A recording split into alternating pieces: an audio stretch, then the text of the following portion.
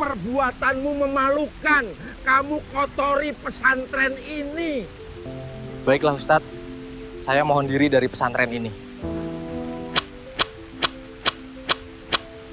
Tanpa bukti yang jelas, tanpa kesempatan membela diri, seorang santri miskin ini tiba-tiba dituduh mencuri dan langsung dikeluarkan dari pondok tempat ia menimba ilmu.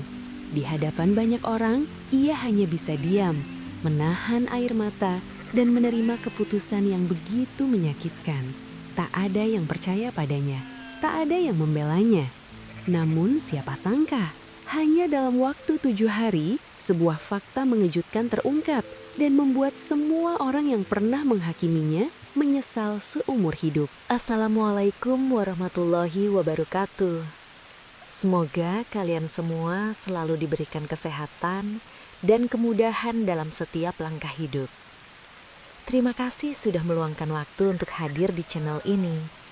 Tempat di mana kita berbagi kisah-kisah penuh makna yang bisa menyentuh hati dan membuka pikiran. Sebelum cerita ini dimulai, kami mohon dukungannya dengan menekan tombol like, subscribe, dan share agar channel ini bisa terus berkembang dan menghadirkan cerita inspiratif lainnya untuk kalian semua. Dukungan kalian sangat berarti bagi kami. Di sebuah pondok pesantren sederhana yang terletak jauh dari hiruk-pikuk kota, hiduplah seorang santri bernama Raffi. Pondok itu tidak besar, bangunannya pun sebagian masih terbuat dari kayu tua yang mulai lapuk.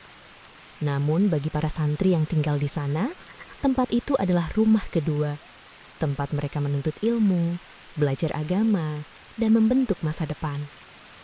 Di antara puluhan santri lainnya, Raffi adalah sosok yang paling jarang diperhatikan, kecuali saat orang-orang mulai membicarakannya dengan nada meremehkan. Ia datang dari keluarga yang sangat sederhana. Ayahnya hanya seorang buruh serabutan di kampung, sementara ibunya berjualan kecil-kecilan untuk menyambung hidup. Bahkan untuk bisa mondok, Raffi harus mengandalkan bantuan dari orang lain dan beasiswa seadanya. Penampilannya pun mencerminkan keadaannya. Sarung yang ia pakai sudah mulai pudar warnanya, bajunya tidak selalu rapi seperti santri lain, dan sandal jepitnya terlihat hampir putus di bagian samping. Namun, di balik semua itu, Raffi menyimpan sesuatu yang tidak semua orang miliki. Ketulusan hati dan semangat belajar yang luar biasa. Setiap hari, Raffi selalu bangun paling awal. Saat sebagian santri masih terlelap, ia sudah berjalan pelan menuju masjid kecil di sudut pondok untuk melaksanakan sholat tahajud. Dalam dingin malam yang menusuk, ia tetap bersujud dengan khusyuk, memanjatkan doa-doa yang mungkin tak pernah didengar oleh orang lain. Setelah itu, ia melanjutkan dengan membaca Al-Quran hingga waktu subuh tiba. Suaranya tidak keras, namun cukup merdu untuk membuat siapa saja yang mendengarnya merasa tenang. Sayangnya, tidak banyak yang memperhatikan hal itu. Di siang hari, ketika santri lain beristirahat atau bercanda, Raffi sering terlihat membantu pekerjaan pondok. Ia menyapu halaman, membersihkan kamar mandi, bahkan membantu di dapur tanpa diminta. Bukan karena ia disuruh, tetapi karena ia merasa itu adalah bagian dari rasa syukurnya bisa tinggal di sana. Namun, kebaikan itu justru sering disalahartikan. "Pantes aja rajin, kan dia nggak bayar penuh," bisik salah satu santri suatu hari. "Iya, cari muka biar tetap boleh tinggal di sini," sahut yang lain sambil tertawa kecil. Ucapan-ucapan itu tidak pernah diucapkan langsung di depan Raffi, tapi cukup keras untuk ia dengar. Setiap kata seperti menusuk pelan ke dalam hatinya. Raffi hanya menunduk. Tidak membalas, tidak juga menjelaskan. Ia memilih diam dan melanjutkan pekerjaannya seperti biasa. Malam harinya, saat semua orang sudah terlelap, Raffi duduk sendiri di sudut kamar. Ia membuka sebuah buku kecil yang sudah usang, buku catatan yang selalu ia bawa sejak dari rumah.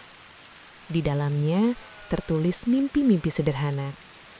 Ingin membahagiakan ibu, ingin menjadi orang yang bermanfaat, ingin tetap dekat dengan Allah. Air matanya jatuh perlahan saat membaca itu. Di tempat yang seharusnya menjadi tempat belajar dan bertumbuh, Raffi justru harus belajar satu hal yang lebih berat. Bagaimana tetap kuat saat diremehkan oleh orang lain. Dan ia tidak pernah tahu bahwa hari-hari sulit itu hanyalah awal dari ujian yang jauh lebih besar yang akan segera datang. Pagi itu, suasana pondok pesantren terasa berbeda dari biasanya. Udara yang biasanya tenang mendadak dipenuhi bisik-bisik cemas. Para santri tidak lagi bercanda seperti hari-hari sebelumnya. Wajah mereka terlihat tegang, seolah ada sesuatu yang besar baru saja terjadi. Tak lama kemudian, seorang pengurus pondok berjalan cepat menuju asrama. Suaranya lantang memanggil semua santri untuk segera berkumpul di aula utama. Semua santri kumpul sekarang. Ada hal penting. Nada suaranya membuat jantung siapapun yang mendengarnya berdegup lebih kencang. Satu persatu, para santri mulai memenuhi aula. Mereka duduk berjajar rapi, namun suasana tetap dipenuhi rasa penasaran dan kekhawatiran. Di depan, beberapa pengurus berdiri dengan wajah serius. Tak butuh waktu lama hingga kabar itu disampaikan.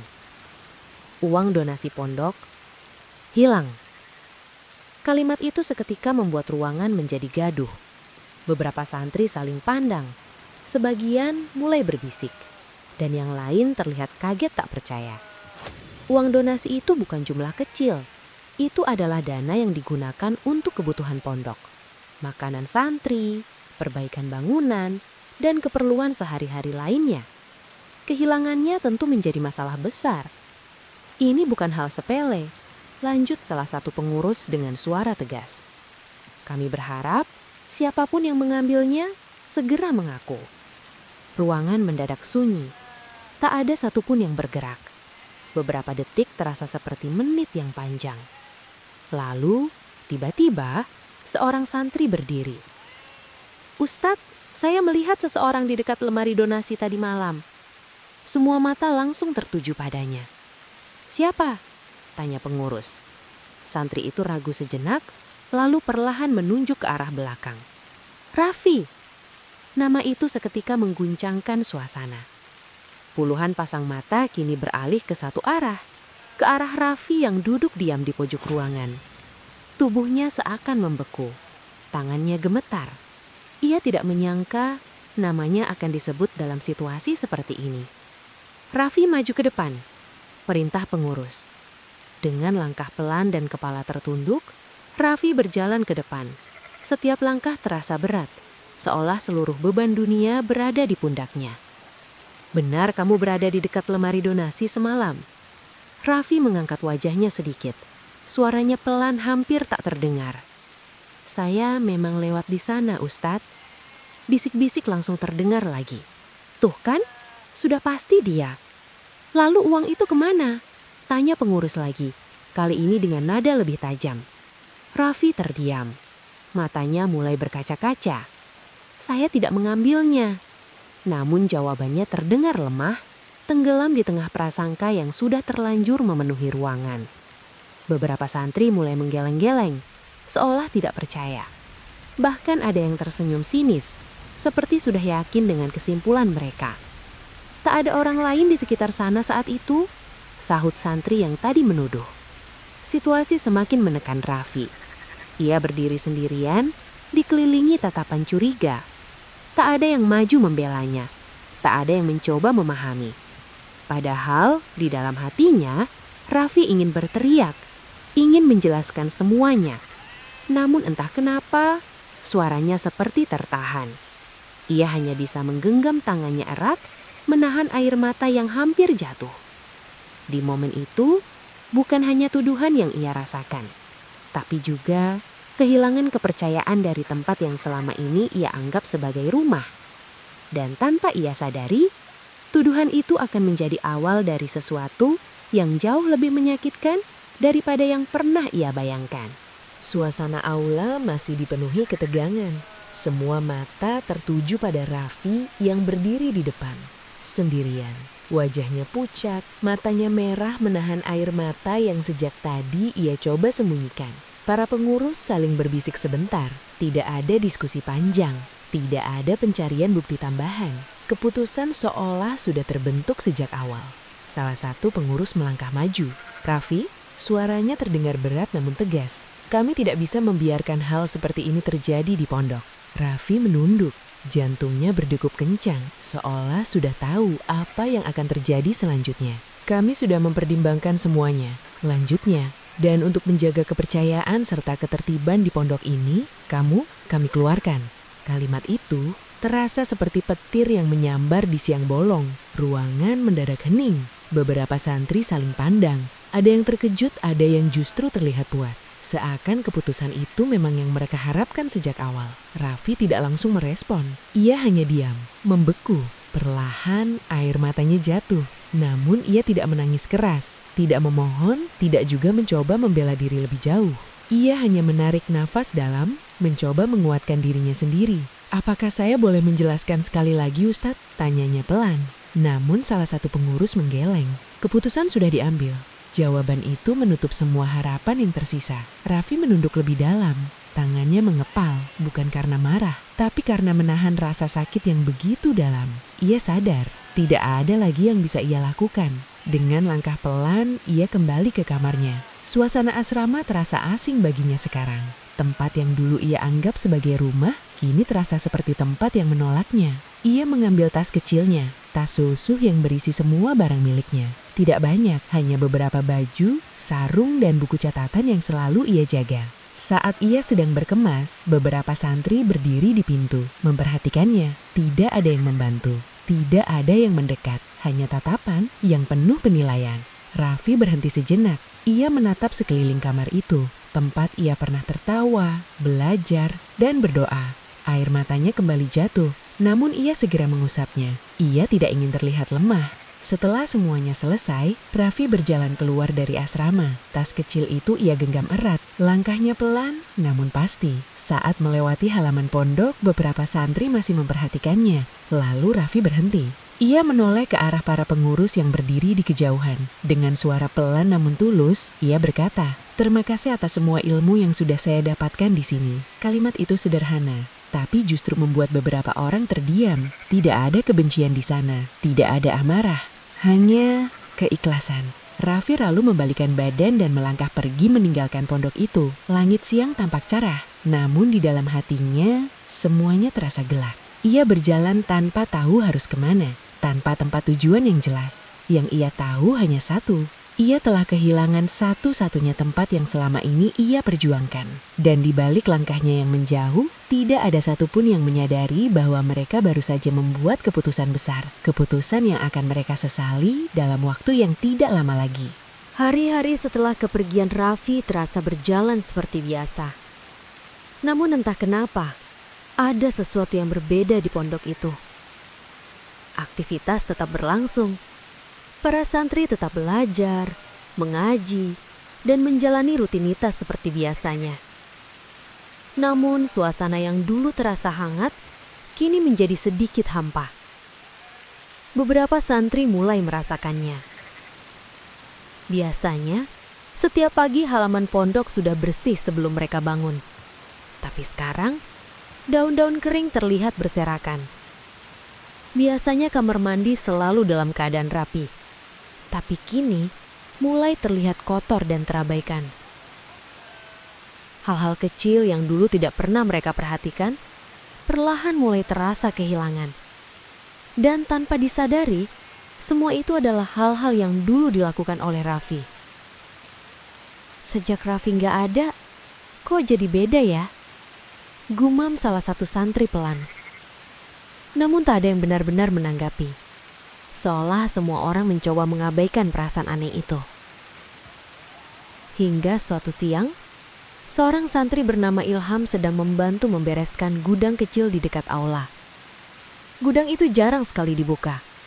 Hanya digunakan untuk menyimpan barang-barang lama. Saat ia memindahkan beberapa kardus, tangannya tanpa sengaja menyenggol sebuah kotak kayu kecil di sudut lemari. Kotak itu jatuh dan terbuka. Ilham terdiam. Di dalamnya terdapat sejumlah uang yang terbungkus rapi. Jantungnya langsung berdegup kencang. Ia Ia mengenali kotak itu. Itu adalah kotak penyimpanan uang donasi yang selama ini dicari. Tidak mungkin, bisiknya pelan. Tangannya gemetar saat mengambil uang itu. Jumlahnya tampak utuh, tidak berkurang sedikit pun. Dengan panik, Ilham segera berlari keluar gudang. "Ustadz, Ustadz!" teriaknya. Para pengurus yang mendengar langsung menghampirinya. "Ada apa?" "Uang donasi? Ketemu Ustadz." Semua terdiam. "Apa maksudmu?" Ilham menunjukkan kotak itu. "Ini, ada di gudang, terselip di lemari lama." Wajah para pengurus berubah seketika. Mereka saling pandang, tak percaya. Salah satu dari mereka segera membuka dan menghitungnya. Benar, uang itu lengkap, tidak ada yang hilang. Ruangan mendadak sunyi. Seolah waktu berhenti sesaat. Pikiran mereka langsung kembali ke satu nama. Raffi. Kalau uang ini ada di sini, berarti kalimat itu tidak selesai. Namun semua orang sudah memahami maksudnya. Raffi tidak bersalah. Rasa bersalah langsung menyelimuti hati mereka. Beberapa santri yang dulu ikut menuduh mulai menunduk. Wajah mereka pucat. Kenapa kita tidak mencari lebih dulu? Kenapa kita langsung menyimpulkan? Bisikan penyesalan mulai terdengar. Salah satu pengurus mengusap wajahnya dengan gemetar. Kita telah melakukan kesalahan besar. Suasana pondok berubah drastis. Yang sebelumnya dipenuhi prasangka, kini dipenuhi penyesalan. Namun satu hal yang paling menyakitkan adalah Raffi sudah tidak ada di sana. Dan tak ada satupun dari mereka yang tahu di mana ia sekarang. Langit sore mulai berubah kelabu, seolah ikut merasakan beban yang kini menyelimuti pondok itu. Dan untuk pertama kalinya, mereka menyadari bahwa keputusan yang mereka ambil tanpa mencari kebenaran telah melukai seseorang yang tidak bersalah. Namun yang belum mereka ketahui adalah kebenaran yang baru saja terungkap ini hanyalah awal dari kenyataan yang jauh lebih mengejutkan yang akan datang dalam waktu yang sangat dekat. Hari ke-7 sejak kepergian Raffi. Suasana pondok masih diselimuti rasa bersalah. Para pengurus dan santri belum benar-benar bisa melupakan kejadian itu. Setiap sudut pondok seakan mengingatkan mereka pada sosok yang telah mereka usir tanpa bukti. Pagi itu, langit tampak mendung. Angin berhembus pelan, membawa suasana yang entah kenapa terasa berat. Tiba-tiba, sebuah mobil berhenti di depan gerbang pondok. Mobil itu terlihat berbeda dari kendaraan yang biasanya datang ke sana. Bersih, mewah dan mencolok di tengah kesederhanaan pondok tersebut. Seorang pria parubaya keluar dari dalamnya. Penampilannya rapi, wajahnya tegas, namun menyimpan kegelisahan. Ia melangkah cepat menuju halaman pondok, seolah ada sesuatu yang sangat penting yang ingin ia sampaikan. Beberapa santri memperhatikannya dengan heran. Pria itu berhenti di depan salah satu pengurus. "Maaf, saya ingin bertanya," ucapnya dengan suara tertahan. "Di mana Raffi?" Nama itu kembali menggema di telinga mereka. Pengurus itu terdiam sejenak. Wajahnya berubah, penuh rasa bersalah. "Raffi sudah tidak di sini, Pak," jawabnya pelan. "Apa maksudnya tidak di sini?" Suara pria itu mulai bergetar. Salah satu pengurus lain akhirnya maju. Dengan berat hati, ia menceritakan semua yang terjadi tentang tuduhan, keputusan, dan bagaimana Raffi dikeluarkan dari pondok. Semakin lama ia bercerita, wajah pria itu semakin pucat. Tangannya mengepal kuat, matanya berkaca-kaca. "Jadi, kalian mengusirnya tanpa bukti?" Tidak ada yang menjawab, hanya keheningan yang menyakitkan. Pria itu menunduk, nafasnya terasa berat. "Dia anak saya." Kalimat itu membuat semua orang terkejut. Beberapa santri saling pandang, tak ada yang menyangka. Selama ini saya sengaja tidak memberitahu siapa dia sebenarnya. Lanjut pria itu. Saya ingin dia belajar hidup sederhana, merasakan perjuangan tanpa bergantung pada saya. Air mata mulai jatuh dari matanya. Tapi saya tidak pernah menyangka kalian akan menghakiminya seperti ini. Suasana menjadi semakin hening. Rasa bersalah kini berubah menjadi rasa sesak yang sulit dijelaskan. Pria itu menarik nafas panjang, lalu berkata dengan suara yang hampir tak terdengar. Tadi pagi, Raffi ditemukan dalam keadaan lemah di sebuah musala kecil. Semua langsung terdiam. Sejak keluar dari sini, dia tidak pulang ke rumah. Dia tetap ingin mandiri. Suara pria itu mulai pecah. Dia jatuh sakit, kelelahan, dan kurang makan. Beberapa santri mulai menangis. Namun yang paling menghancurkan adalah kalimat berikutnya. Dalam kondisinya yang lemah, dia masih sempat berkata. Pria itu berhenti sejenak, menahan tangis. Bahwa pondok ini adalah tempat terbaik dalam hidupnya.